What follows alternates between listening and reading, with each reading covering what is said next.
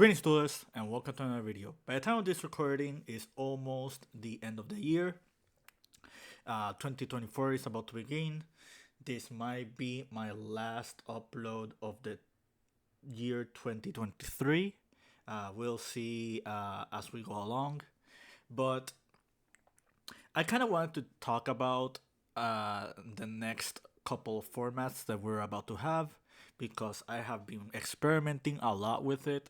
I kind of wanted to make sure that before I give my thoughts and analysis on like what you should be doing involving our next WCQ season and our next format in general, to be sure to be as concrete and as like knowledgeable of everything that I have been observing. There's a few things that I've noticed that people have not caught up on as of yet, as well as something that people already have caught up on.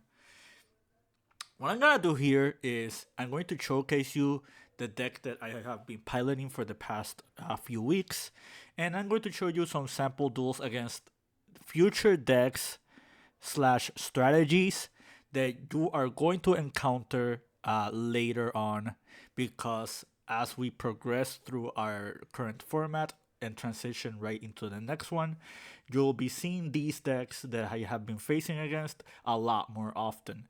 And it's good for you to be knowledgeable and to be aware of everything that's going on, because I feel like one of the key factors of winning or like doing well in future events and doing well against the newer decks and strategies is just to be familiar with everything that they do. You will see misplays, you will see like stuff that I could have done with my deck that probably would have helped me a lot more if I were more prepared on the long run.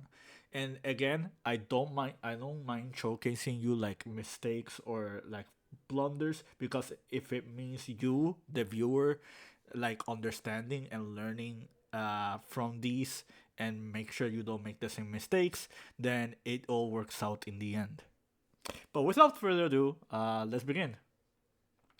So, Pack TCG has been doing these free tournaments every 2 to 3 times a week. He's doing a post Maze of Millennia and Phantom Nightmare, which is a really good testing ground for the upcoming sets once they are released.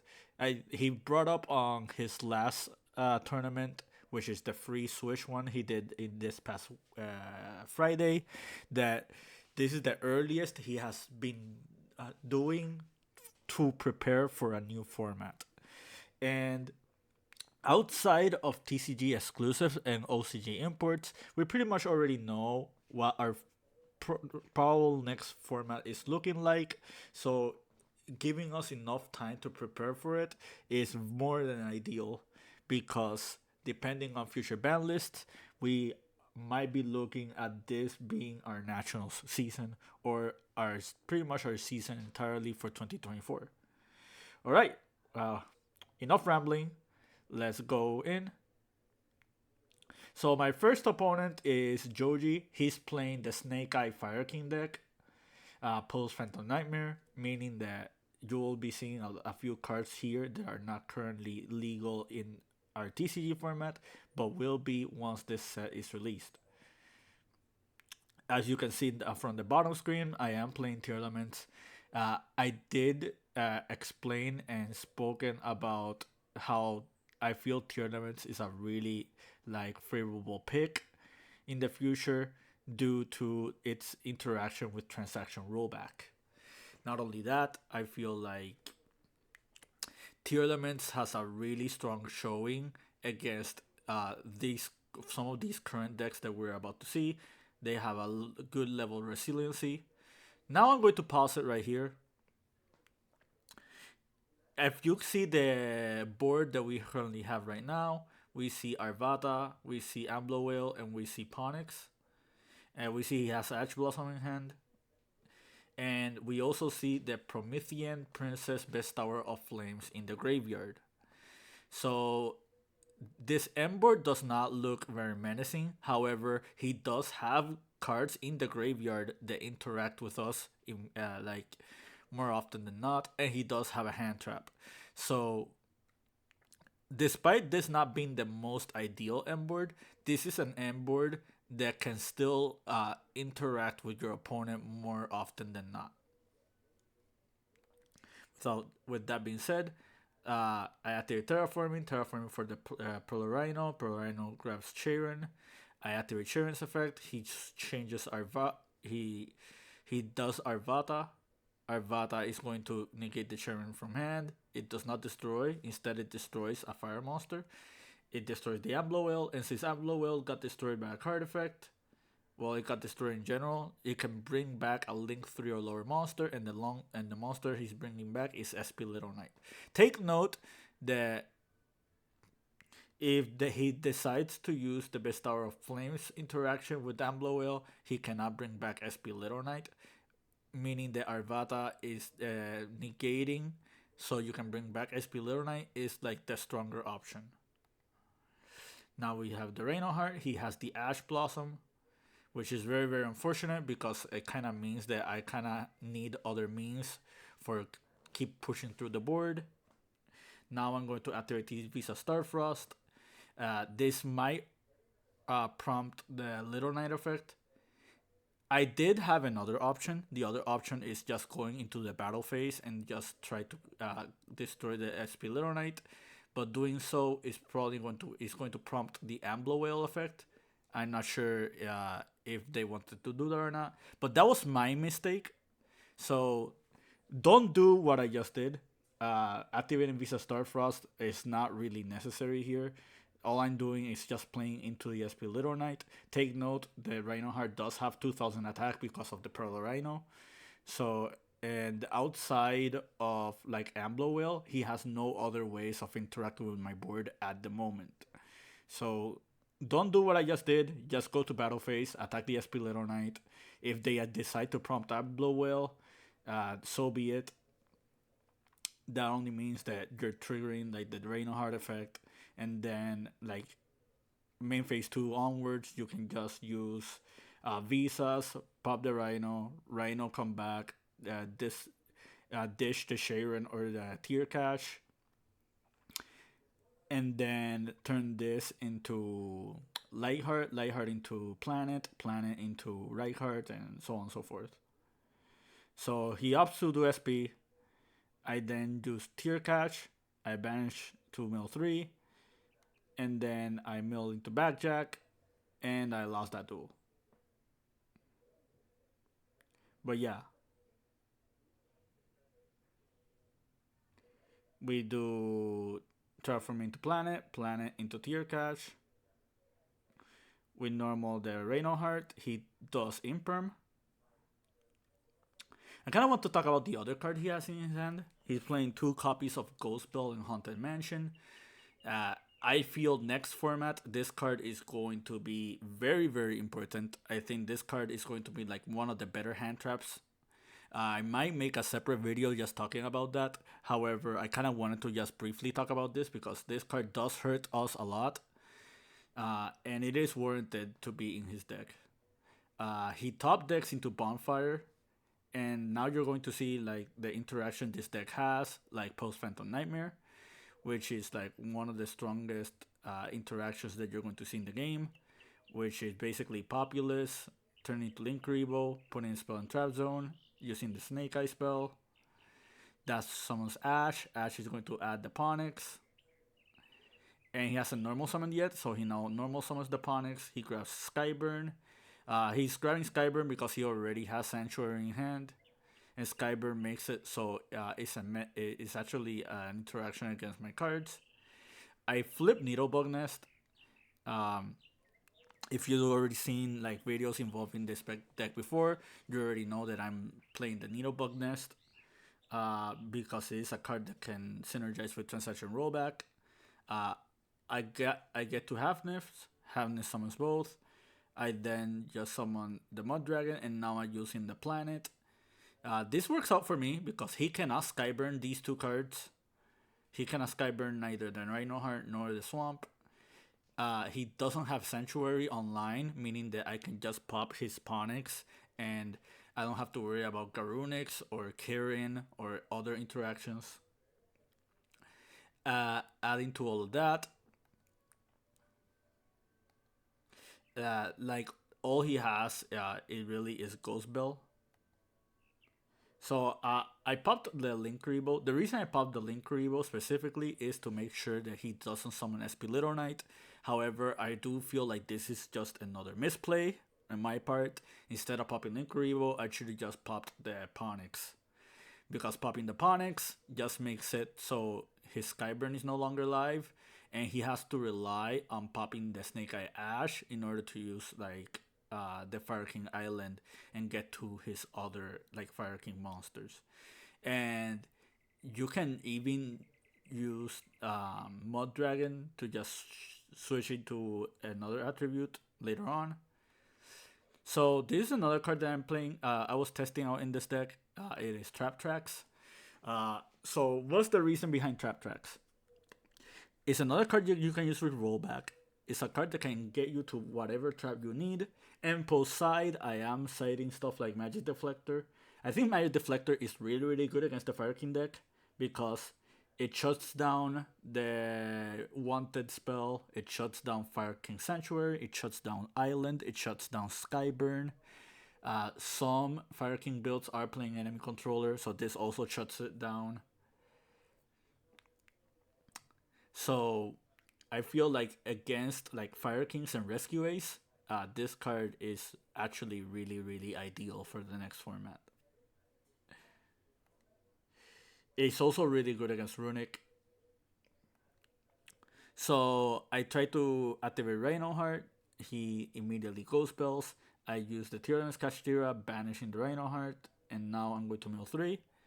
And this works out for me because not only did I mill Tear Cash and I milled Oracle, I also milled Rumpeltufel. For those who don't know, this card comes out in Phantom Nightmare. Basically, on the field, you call a monster name, and that monster cannot be summoned. In the graveyard, you can banish this to call out a monster name, and that monster name cannot use its effects this turn. So this gonna work out for me because now I can call the Snake Eye Ash, and he cannot use the Ash effect.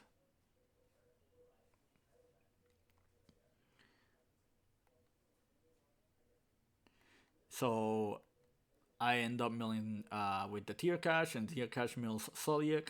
And now this is just becoming a very small snowball of advantage. I activate the Magic Deflector.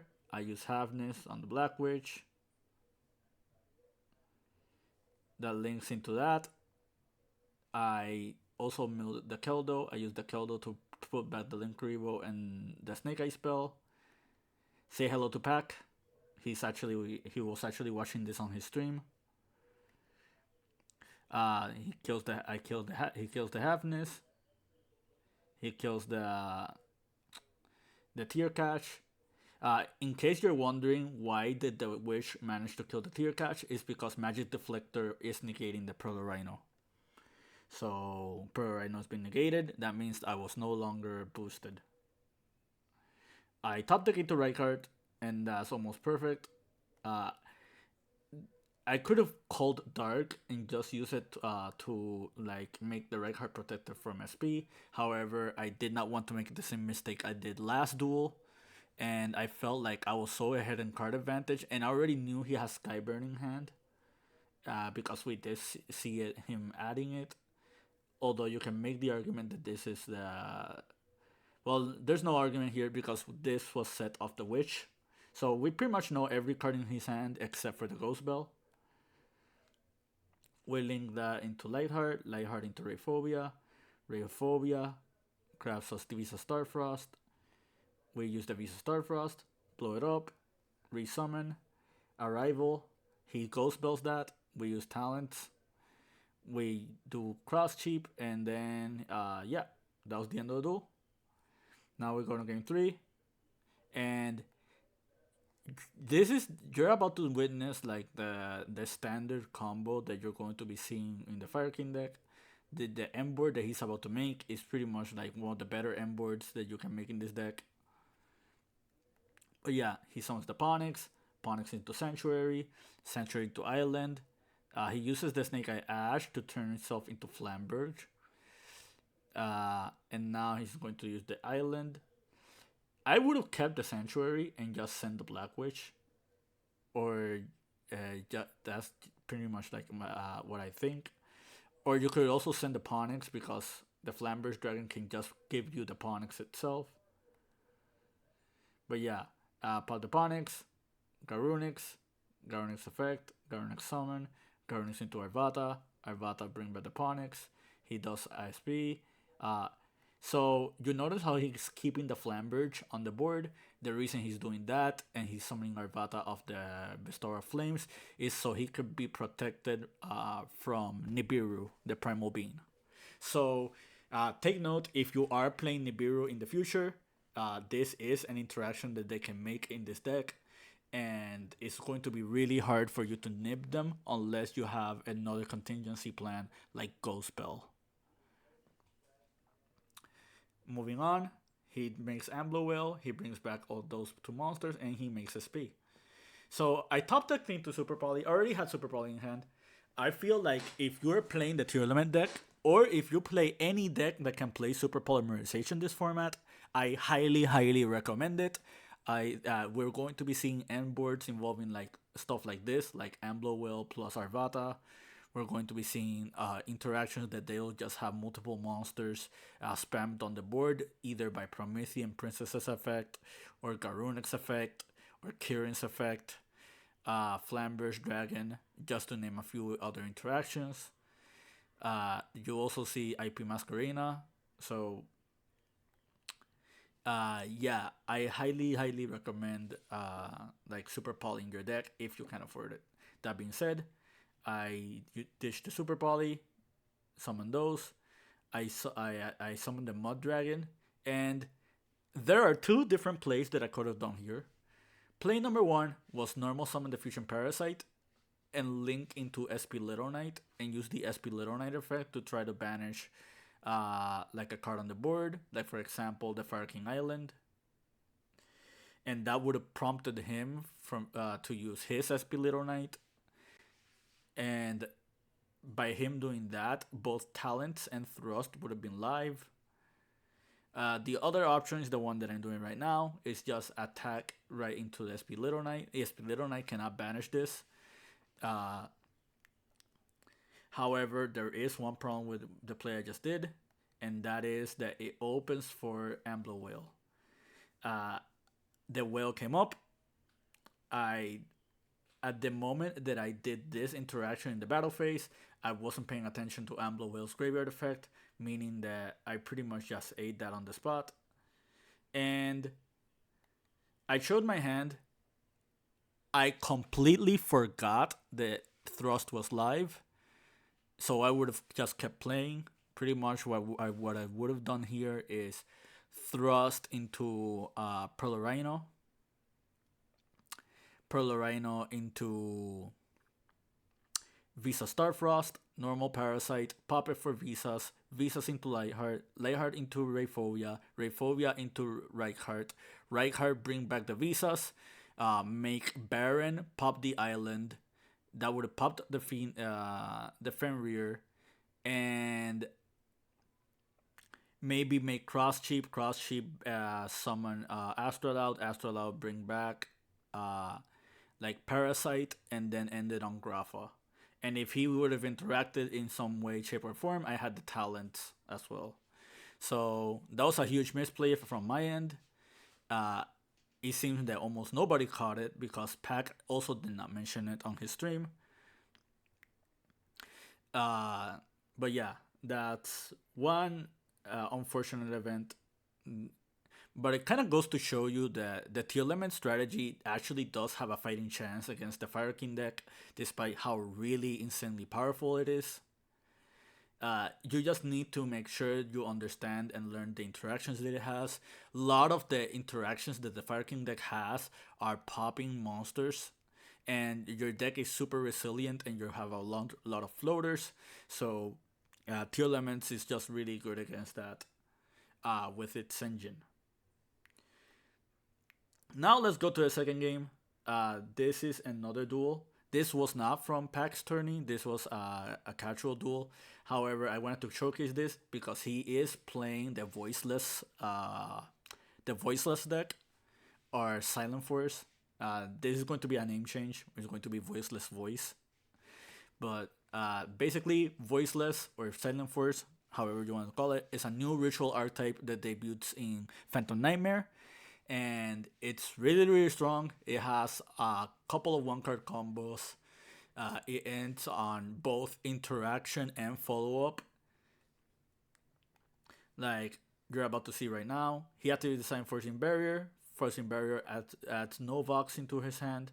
After seeing his strategy, I immediately just want to do tier cash because I already know that I won't have many opportunities for me to do this. Also, he cannot imperm this because the Silent Forcing Barrier is already on the board. That is another reason for me to do it. In hindsight, I could have just waited until his next turn. However, this card gives targeting protection to all his monsters if he controls both the Novox and the Ritual monster. So I kind of wanted to see if I had the option to just stop all these cards on the spot as soon as possible. So this grabs Soliek.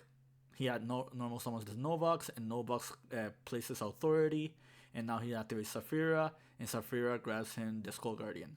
Now that we see pretty much all the cards on the board, let's talk about the Silent Force deck.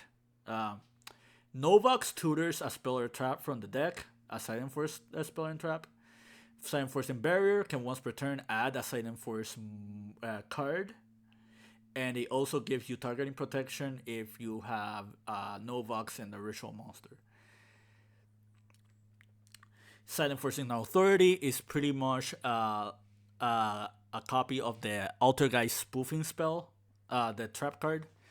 Basically, you trade a Ritual monster or Ritual spell from your hand or graveyard in order to grab a Silent Force. Adding to that, this can also pop cards on my board depending on how many Ritual monsters they control, but then this goes to the graveyard. Silent Forcing Prayer is basically a Ritual spell, but it also makes it so that if a Ritual light monster leaves the field because of an opponent's card, you can banish this from the graveyard and basically e-tele another Ritual monster, ignoring summoning conditions. Those Ritual monsters being Sorovis or Saphira or Skull Guardian. Skull Guardian is an Omni-Negate as long as you control the Novox. Upon Ritual Summon, it can add you a Ritual monster, Dragon or Warrior, or it can add you a Silent Force monster.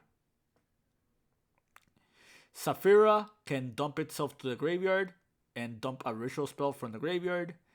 From the deck to the graveyard in order to add like one of the Silent Forces. Well, a light dragon or Ritual monster. You can banish this from the graveyard and use this as the Ritual spell in order to do the Ritual summon. One thing to note about Novox, if Novox is tributed, or if rather a light dragon or warrior Ritual monster is special summoned while this card is in your graveyard, you can special summon this card from the graveyard. So this is essentially the entire deck. All these cards that you're seeing right here are the cards that revolve around it. You already know what Sorarivas does by now. It's basically like targeting protection as a hand trap. On the field is bootleg Horn of Heaven.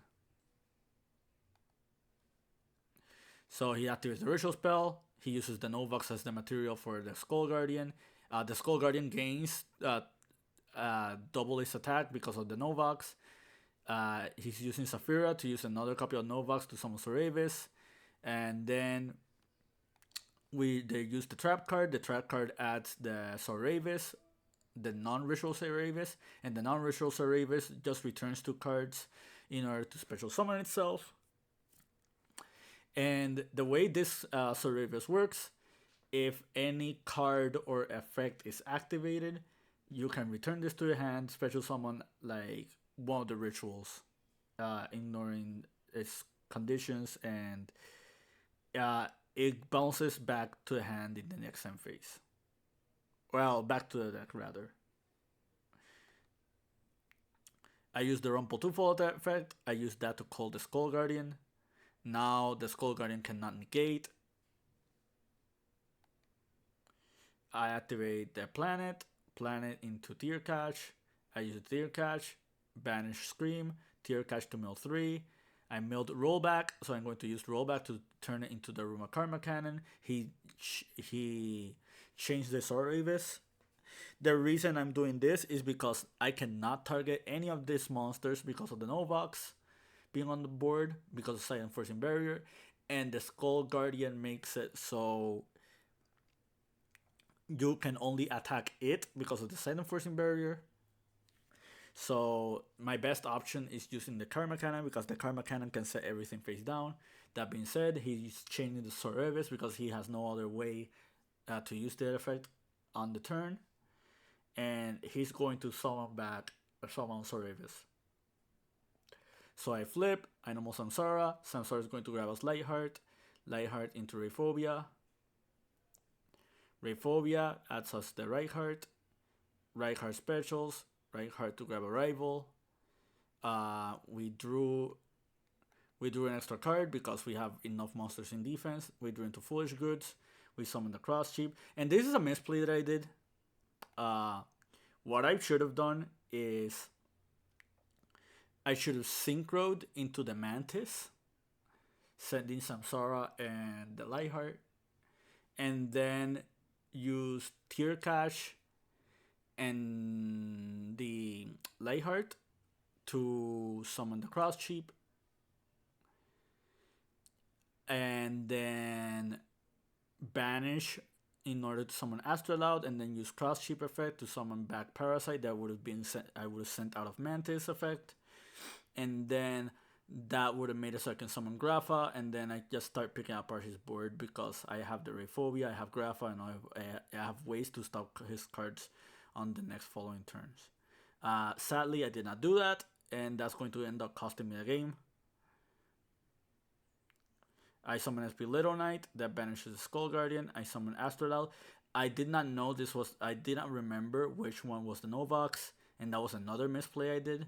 So basically, I popped the Novox, and that's going to end up hurting me because in later on, he's just going to like have another way of getting the Novox back, and he's gonna keep playing next turn and just pick apart my board. I use the planet to pop that. That is another misplay. Instead of popping the barrier, I should have popped the authority.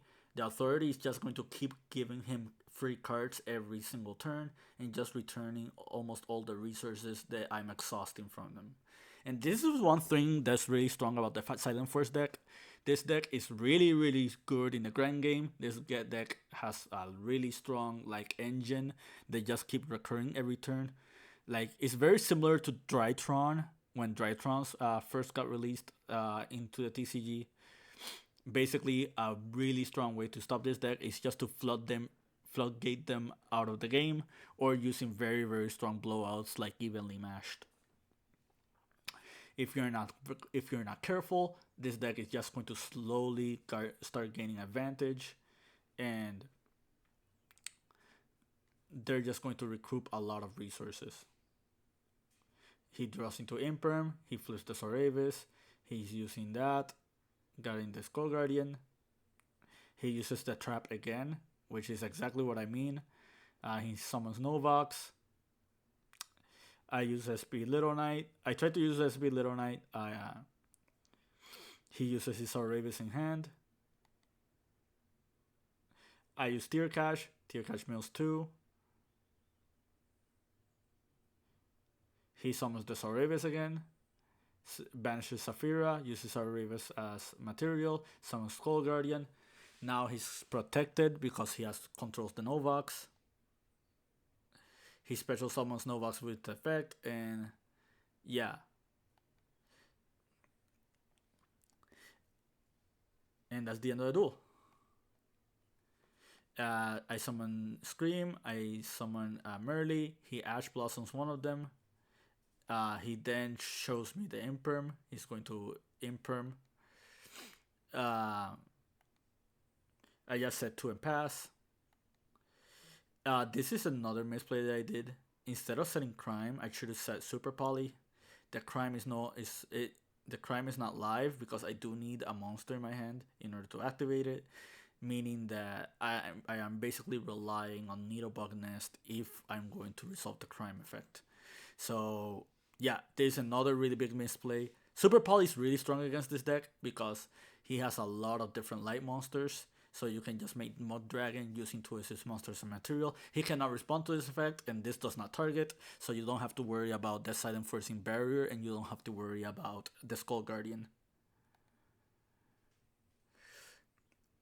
So we use the Nest, and the Nest milled actually really good cards. They milled Rollback and they milled the Tearful. So Tearful is going to be very helpful because we can call Novax with this, or we can use Rollback, banish it, copy Tearful's effect, and make it so he cannot perform a summon of a specific monster like Novax, Skull Guardian, or Soravis. Or we can just basically use the Rollback to just mill more cards with Needlebug Nest, which is, I think, the option that I ended up doing.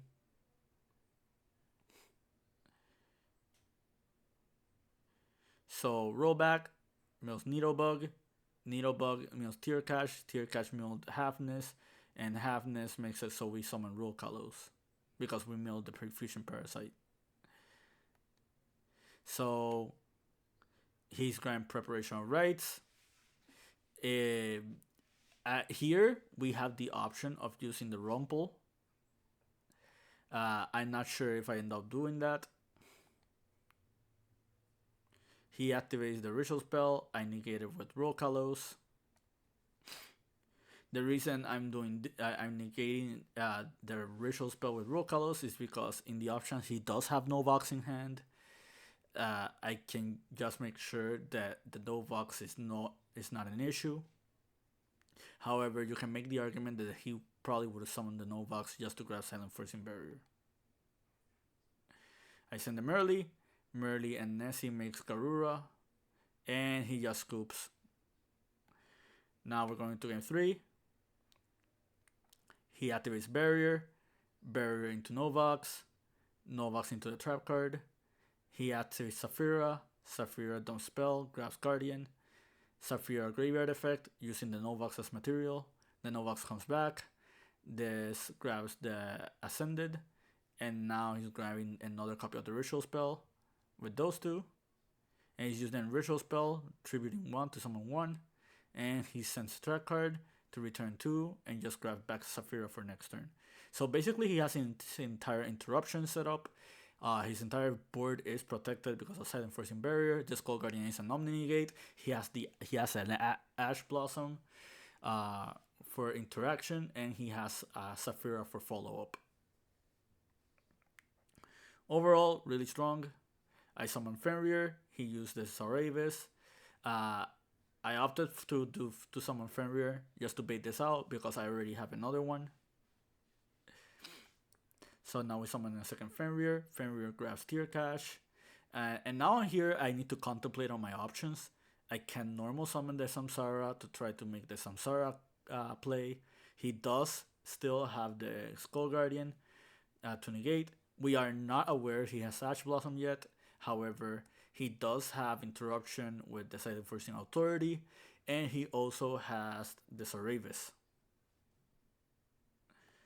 So we normal the Visas. He uses the trap card. He uses it to summon the other Soravis, and this makes it so he can summon like the Soravis ritual monster. I summon Lightheart. He does that. I chain Halfness mill 3. I grab the planet. So I try to use Fenrir. I'm reminded that he's targeted. I mean, he has targeting protection because of the barrier. meaning that I'm prompted to just banish the barrier outright. I'm not sure if this was a misplay or not, because on one hand, I do have targeting availability again, meaning I can use this Change of Heart and this Rayphobia. But on the other hand, we want to get rid of this authority as soon as possible. This is just a card that's just gonna keep giving him more and more card advantage each turn. So he uses the Skull Guardian to negate the Fenrir. He just wants his board to be like untargeted as soon as possible. This also is beneficial for us because we have not used Change of Heart yet. We summon Tear Cash, we summoned that in defense, and this is another misplay that I did. I should just summon the Halfness in defense, meaning that I wasn't forced to use Tear Cash, and I still had Rayphobia.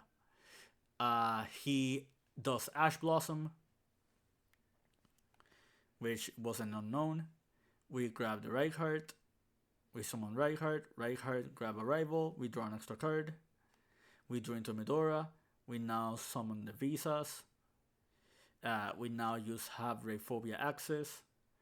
The Rayphobia is going to pop the barrier. We're going to make Mantis. Mantis dumps. We grab Soravis. The reason we're grabbing the Soravis here specifically is because this can negate any future Link summon or like fusion summon that I make with Astrolaud. So we don't want this monster to like interrupt us. The Skull Guardian already negated, so there's no point in thinking that. And there's no point in taking Novax either. So we summon it. We summon cheap summons Astrolaud. Astrolaud pops the Halfness. This was a misplay on my part. I should have just popped the Skull Guardian, despite him already having Soravis. Like, granted, he has the Soravis, but the Soravis is just going to like just keep poking more cards against us. We use the Halfness effect and we use the Parasite. This is another misplay that I did. What I should have done is I should have used Parasite as chaining 2, fuse away the Astrolaud, and then use Halfness to put Astrolaud back to the extra deck. The reason that's important is because we have Samsara and Reichheart as materials in the graveyard, meaning that I can banish them both, resummon the Astrolaud, and then Astrolaud makes it so we can pop the Skull Guardian. So that's another misplay. And I get punished for it. I summon SP Little Knight and I banish Novax. This is another misplay because what I should have done is use the SP to just banish the Silent Forcing Authority. That would have taken like his like infinite resource out of him, and adding to that, we can just kill the Novax in the battle phase and then just beat over the Skull Guardian, and we have like set up with Rokalos and SP against like whatever future plays that he wants to do. And not many decks are playing more than one copy of this, so I think that would have been perfectly fine. We banished the Novax, which again was a mistake because I don't finish him this turn. And yeah, now he's just going to come back to the game because he has more than enough resources to fight against like the cards that we already have.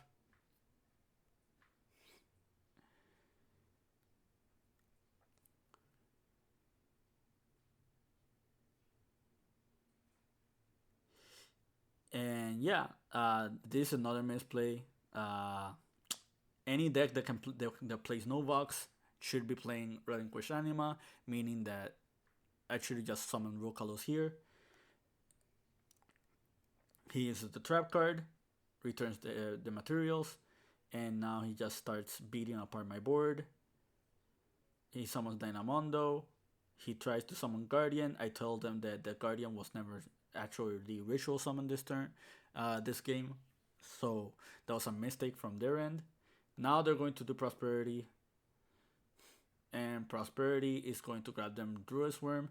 And that Druid's Worm is going to be a problem because now like it's really going to be hard to come back. I use Foolish. He uses Soravis.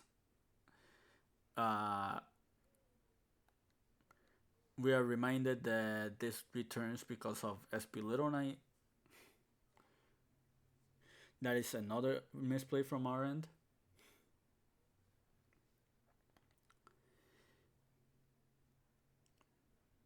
Soravis activate. Skull Guardian is summoned. The Novox is summoned. We cannot target his board. He has to. We're forced to attack the biggest monster, or a ritual monster rather, and that's the end of the duel.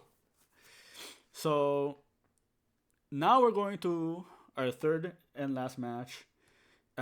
This I haven't seen many people on this deck. I think this deck is really, really good. You're about to see what it is in a second. It is the Goblin Rider archetype. So basically, the way that the goblins work, there are a XYZ centric archetype. Say hello to Pack again. And the way this deck works is all the goblins just eat materials out of XYZ monsters to summon themselves. And you just keep resummoning the goblins and then use them as other materials for other XYZs. If you see here, this is pretty much the end board. So let me give you a TLDR. This adds a goblin monster when it's summoned. This takes a material to summon itself, and then this can grab a Goblin Explorer trap. This can eat a material while it's in the graveyard and summon it. If this card is summoned, you can special summon a goblin from your hand. It is a fiend type monster, so you can summon it with Tour Guide. This is a warrior monster, so it's accessible through Rhoda. I'll need to explain what the XYZ armor cards do. You already, if you see my virtual world and my Tistina deck showcase, you already know that I play these. The last effect this thing has that my opponent and I both didn't notice is that in the end phase, he can attach a goblin from the deck. And if a material from an XYZ is detached, this can take a monster on the board and just suck it up as material. I summon Fenrir. He uses the Armor XYZ. Armor XYZ makes it so I attach the Fenrir as material. This card is basically imperm.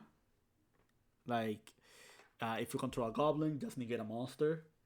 And then during the main phase, you can XYZ summon using goblin monsters with this track card. Because a material from an XYZ was detached, the Stampede can just take a monster. Not the Stampede. The Gabonga can just take a monster.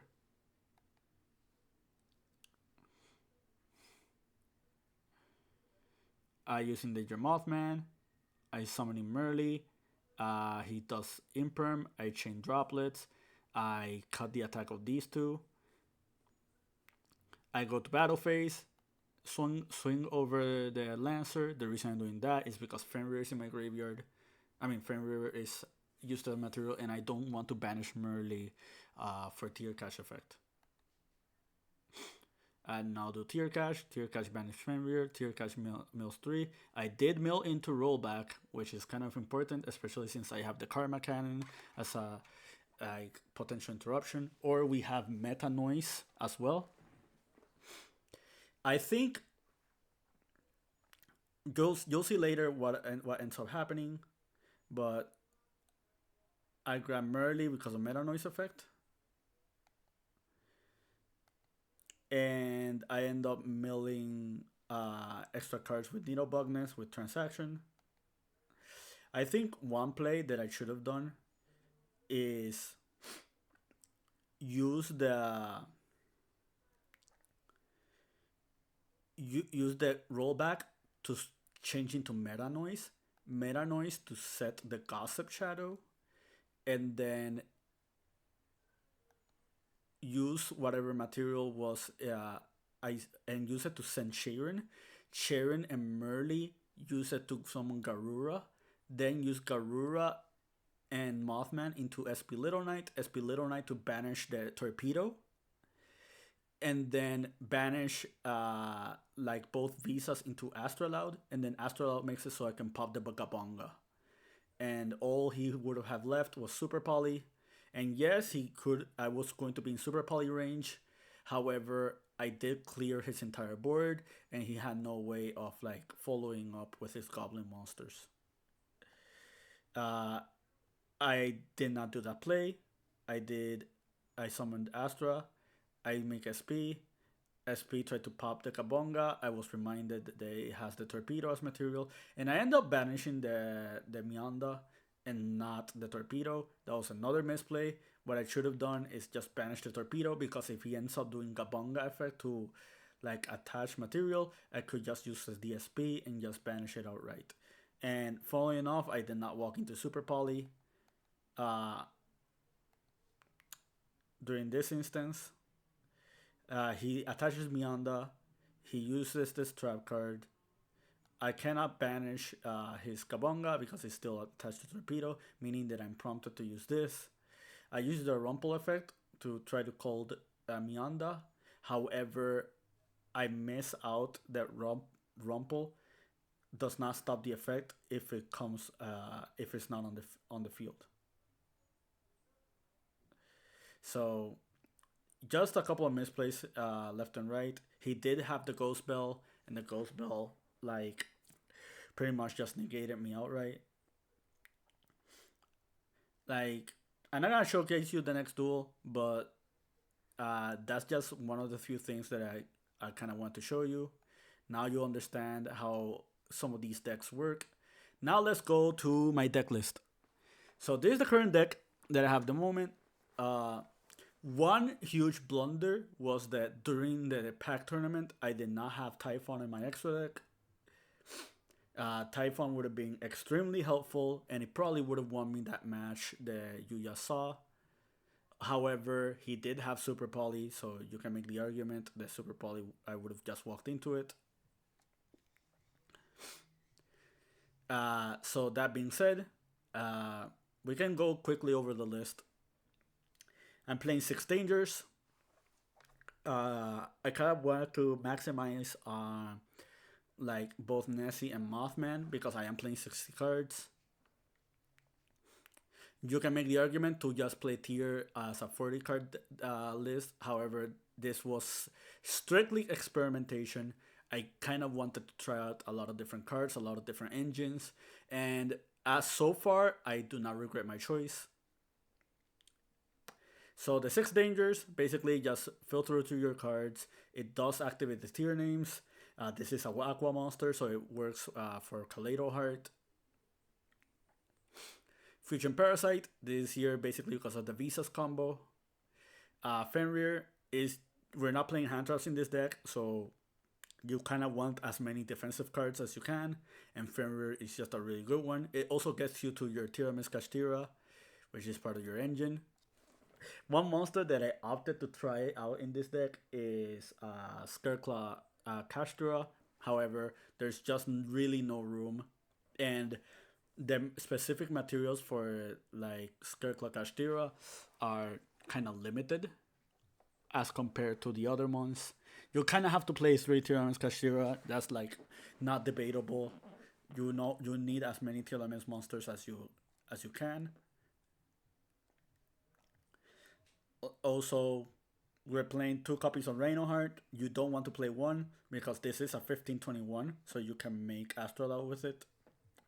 And this also sets up for your Tearlament plays. We're maxing out on Reinhardt. The reason I max out on Reinhardt is because if I do open Reinhardt but I do not open Samsara, I can still grab Visa Starfrost and still make it so I can get into Baron plus Extra Loud if I so need to. One monster I do want to play is one extra copy of Lightheart in my deck. However, there's just really no room. Like everything in this extra deck is kind of expendable. The one monster I will admit I'm not summoning as much in this deck, and probably might be replaced in the future, is Time Thief Redoer. I have not summoned Time Thief Redoer enough times, so this is one card that could be cut. Another card that you can arguably say can be cut is the Zombie Vampire. This is specifically for the Visa Samsara combo, but you know, I'm relying on basically Visa Samsara just to summon this. However, this is a very ideal combo that you want to perform if you do open Visa Samsara, and you can manage to get resources with it. I'm maxing out on Samsara. Samsara is basically the best normal summon in the deck. This gets you to a lot of cards on its own. If you've seen my last video involving this deck, you already know why. Foolish Burial Goods, this was very, very experimental. However, this gets you to Trivic Karma, this gets you to Rollback in your graveyard, this gets you to Soliac and Meta Noise. And going second, this card is also strong, because what you can do with this is you can send Rumpeltuffel and just copy and just use Rumpeltuffel's effect to just blank out a specific monster that your opponent has for interruption. So overall, I'm not disappointed by this choice. I think this was an excellent card to play in the deck. I only used Dropless once, and it was against that Goblin Rider deck. However, again, just another defensive card. Super Polymerization. I think this card is really, really strong this format. Another really good thing about Super Polymerization is that it can discard a card from your hand. And we want as many cards that they can discard, because we do have cards that we just don't want in our hand, but we want in our graveyard, like Trivic Karma and Transaction Rollback. I'm playing Paleozoic Marilla. Marilla has the ability of just sending any of these trap cards to the graveyard, but however, another really cool thing about Marilla is that if you just flip any of your other normal traps, or just flip any other trap in general, you can use the Marilla, and the Marilla can become an Aqua monster. And it being an Aqua monster means it can be used as a material for Kaleido Heart if it's on the field. Rise to Full Height. I think this card is really, really good, especially in a deck like this one. I think, like, in the future, no matter what build of Tearlaments I'm playing, I'm most likely gonna keep playing this card in my deck, because this makes it so your opponent can out decay. It makes it so key problematic monsters that your opponent has, they cannot get rid of them. And this has synergy with the Marilla, because basically people are forced to attack the Marilla and not to attack anything else. And the Marilla itself is unaffected by monsters, meaning that this monster itself is kind of hard to get rid of. I want to talk about Fiend Comedian. I'll probably make a separate video talking about Fiend Comedian.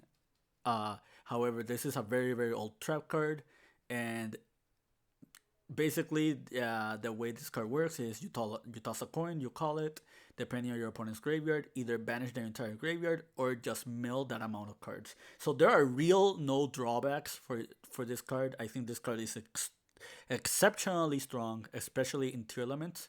However, I'm only playing one copy because you don't want to see this in your opening hand if you go first. You mainly want to see this card when you're going second, or you just want to resolve this card like against the mirror match, or against a strategy where you know that they're just going to fill up their graveyard and you can just flip this card as an immediate blowout. Everything else in the deck I think is fairly standard. Not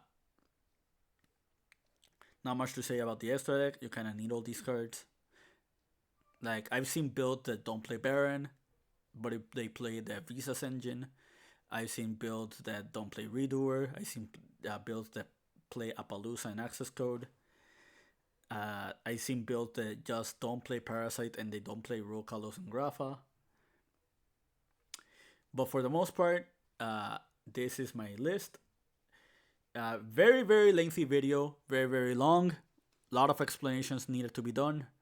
But this is the closest that I'll end up doing when it comes to a full thorough analysis. By the end of this video, you probably already know how to deal with some current decks in Phantom Nightmare format, and like just know how to play a deck like this one. I don't highly recommend like playing this exact build. However, I do really think that any version of any deck that can play rollback should be highly considered this format, and I think Tearlaments is just a really, really strong option. But yeah, that's it for me. I hope you found this informative and to your liking and understanding. See you all on 2024. Keep practicing and keep dueling.